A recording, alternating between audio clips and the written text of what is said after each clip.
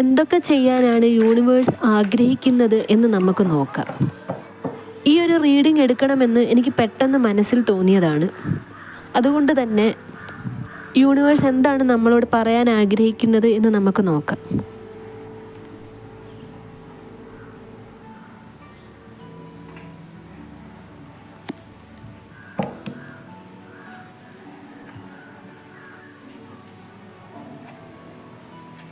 The Lovers card, the High Priestess, 8 of Wands, the Judgment card, 6 of Swords, 7 of Wands, bottom of the deck, 10 of Pentacles.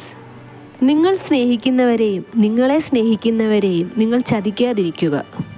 നിങ്ങളിൽ നിന്ന് ഒന്നും പ്രതീക്ഷിക്കാതെ നിങ്ങളെ മനസ്സറിഞ്ഞ് സ്നേഹിക്കുന്നവർക്ക് ഒരിക്കലും ദ്രോഹം ചെയ്യാതിരിക്കുക.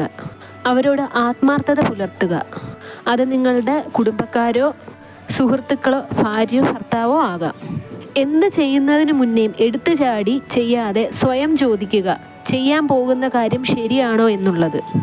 നിങ്ങളെ തേടിയെത്തുന്ന അവസരങ്ങൾ ഒന്നും പാഴാക്കാതെ തന്നെ എല്ലാ അവസരങ്ങളും വളരെ നന്നായിട്ട് നിങ്ങൾക്ക് പ്രയോജനപ്പെടുത്തുന്ന രീതിയിൽ യൂട്ടിലൈസ് ചെയ്യുക. കുടുംബത്തോടെ എന്നും സന്തോഷകരമായി ഇരിക്കുക. കുടുംബത്തോടൊപ്പം എവിടെയെങ്കിലും യാത്ര പോകണമെന്ന് തോന്നിയാലും അത് ചെയ്യാൻ മടിക്കരുത്. ജീവിത പങ്കാളിക്ക് എപ്പോഴും സന്തോഷം കൊടുക്കുക. കുടുംബത്തിൽ എന്നും സന്തോഷം നിലനിർത്തുക. കുടുംബത്തിന് വേണ്ടി കഠിനാധ്വാനം ചെയ്യുക.